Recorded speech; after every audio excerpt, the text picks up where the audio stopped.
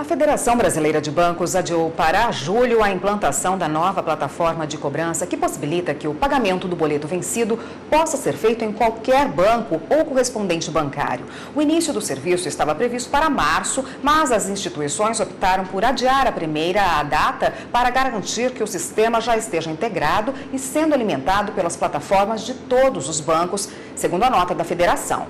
E para falar sobre esse assunto e outros relacionados ao direito do consumidor, está aqui conosco no estúdio hoje o professor de Direito do Consumidor, Lindon John Bezerra. Obrigada, doutor, pela participação. Essa possibilidade de se pagar um boleto bancário vencido em qualquer agência bancária, em qualquer banco, em qualquer correspondente bancário, é de grande validade? Porque eu acho que todo mundo já pegou um ali, esqueceu porventura de pagar um boleto e no outro dia não podia pagar mais, só se fosse a agência, né? Sim, vai ser uma grande vantagem para o consumidor, porque, em primeiro, nem todas as agências bancárias estão próximas à residência do consumidor. Então, às vezes, o consumidor ele opta por uma agência bancária em razão do seu domicílio. No entanto, se de repente ele passa do vencimento e ele precisa pagar aquele boleto, ele pode se utilizar de outras agências que talvez não estejam próximas a eles, mas esteja próximo no momento que ele estiver com aquela conta para pagar e assim facilitar a quitação da sua dívida.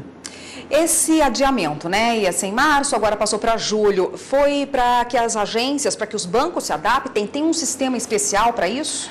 Porque na verdade essa é uma nova plataforma que vai gerir toda essa parte de boletos bancários.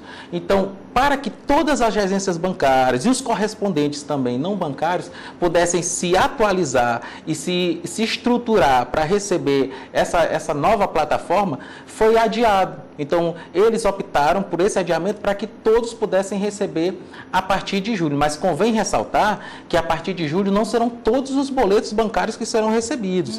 Apenas aqueles com valor maior do que R$50 mil. Porque existe uma progressividade no recebimento desses boletos que vai perdurar até dezembro deste ano. Então, ou seja, não é qualquer boleto que poderá ser aceito em qualquer agência, depois do vencimento ou antes do vencimento, pelos seus correspondentes. É somente aqueles maiores, com valor maior de R$50 mil. Isso na data em julho, né? De julho. E depois vai se estender para todo mundo. Setembro, outubro e novembro e dezembro, né? Finaliza em dezembro, aí todos os boletos bancários serão recebíveis por qualquer agência bancária ou correspondente bancária. Chega um momento em que aquele boleto que a gente tem em casa, de R$50, R$40, vai poder ser pago em qualquer lugar. Em qualquer lugar, exatamente, a partir de dezembro. Por que essa adaptação não foi feita antes? Porque isso vem de longa data, né, doutor? Já tem alguns anos que a federação vem estudando isso.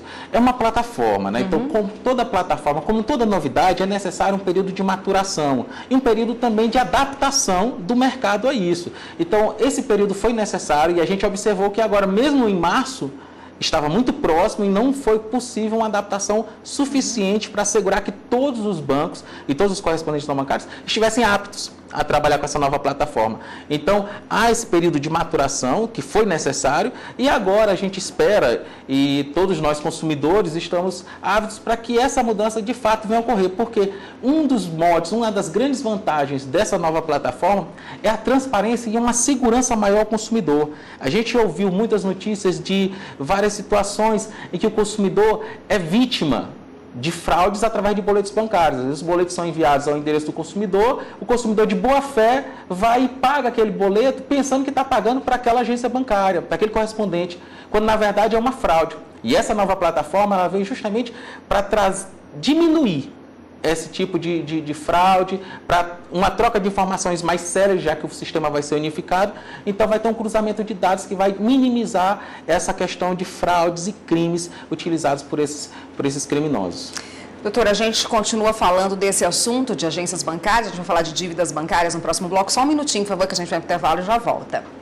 O Jornal da Justiça está de volta e voltamos a falar com o professor de Direito do Consumidor, Lindon John Bezerra, que hoje conversa com a gente a respeito dessa possibilidade de pagar o boleto em qualquer agência bancária, em qualquer banco, qualquer correspondente bancário. E também, já que a gente está falando desse assunto, vamos falar das dívidas bancárias.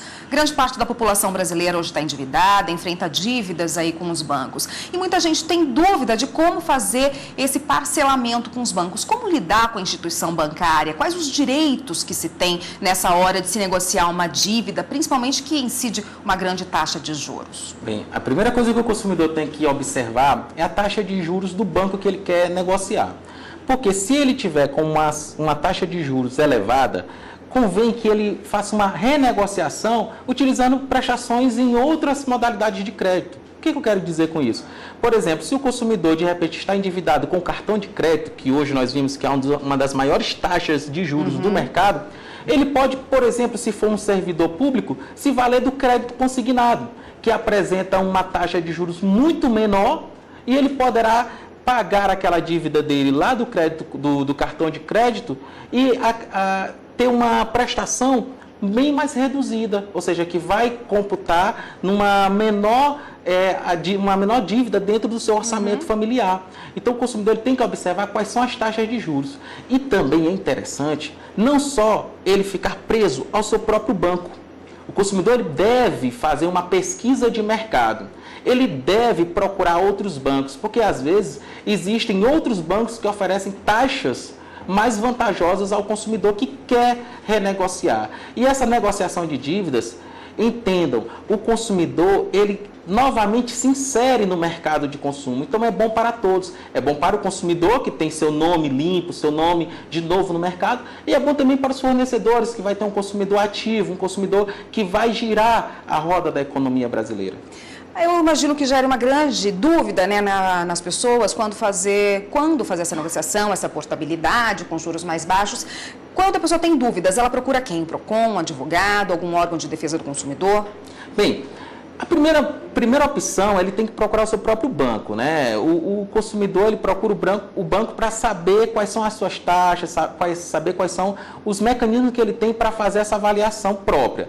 Se ele verificar que ele não tem segurança suficiente para tomar essa decisão, esse consumidor que ainda não está seguro, ele pode sim procurar esses órgãos de defesa do consumidor. O PROCON do seu município ou do seu estado é o órgão que vai dar esse subsídio individual. Ele vai poder individualizar aquela demanda. Se ele verificar que existe um indício de uma abusividade dos juros cobrados, aí ele também poderá procurar um órgão de tutela coletiva, como, por exemplo, o Ministério Público.